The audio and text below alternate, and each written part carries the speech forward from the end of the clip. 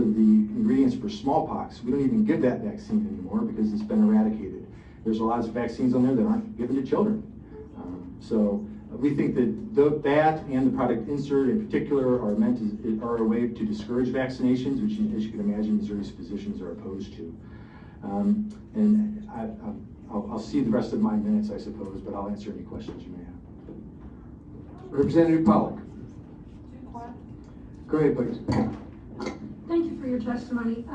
With 22 years of medical experience,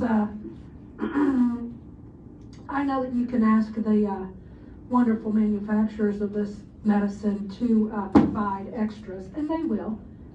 With every stint I put in, the patient gets a stint booklet, and they have those abundantly. So it's not going to cost anybody anything. And if it's on the package handout, why is it not important for the parents to read that? As far as the stint comment is concerned, I'm glad you handed that out as part of informed consent where you worked, but it was not a government law that be handed out. And that's what we're opposed to here, is forcing physicians into a mandate that requires them to hand out things like that. What about the patient's rights? I believe that the clinical judgment of the physician, I don't think there's a right to this information. Anyone that's interested in it can go look it up online.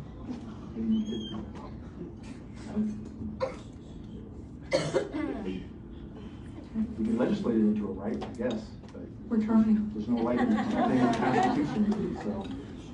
Thank you. Representative Hill. Thanks to inquire.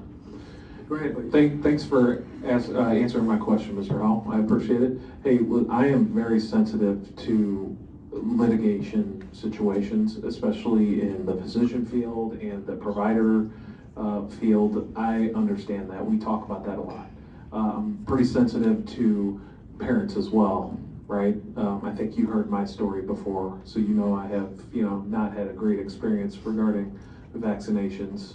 Although I do vaccinate my kids, we do it in stages, right? How difficult do you think whenever I get this may be a better question for the Pharmacy Association, but whenever I get medicine from the pharmacy, I always get, I open the box and I look and I unfold that little bitty piece of paper, but it ends up being like 3 by 4 feet, right?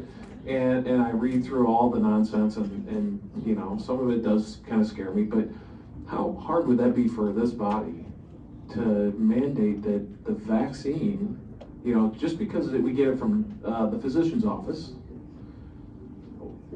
why can't we get it from the, you know what I mean? You don't always get it from the physician's office. No, what I mean is, we're not going to a pharmacy to get the vaccine, right? You can. I suppose we can. So in that case, that's a good question now. Do we get that fold out, that pamphlet, when we go to the pharmacy? I don't know. Okay, so maybe there's a little breakdown. I don't feel that should be present standard of care. Okay. Is there any opposite? So you're saying that physicians generally would oppose providing information that's given to them to pass on? I can't speak on behalf,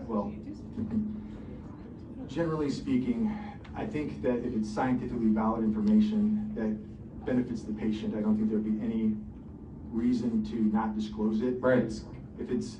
What if it came from the manufacturer?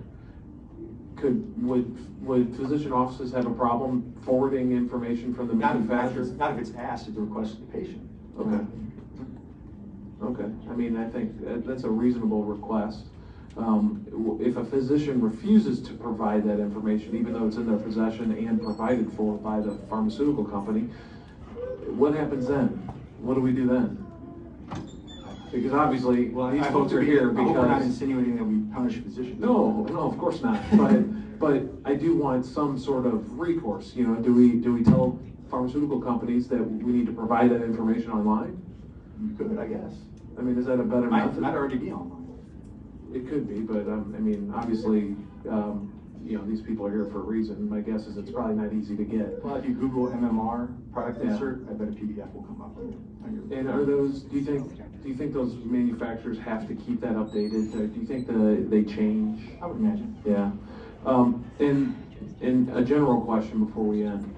Has the medical community ever messed up on anything? Sure they have. Okay. Has the pharmaceutical industry ever messed up on anything? Plenty of class action suits would assume so. Right, okay. So it's a potential that, 30 years down the road, we could say, man, we totally got that wrong. Maybe. I know. Well, I appreciate you. Hey, this isn't an easy one for you to be up front, so I appreciate you being here. Thanks. Okay, further questions from the panel?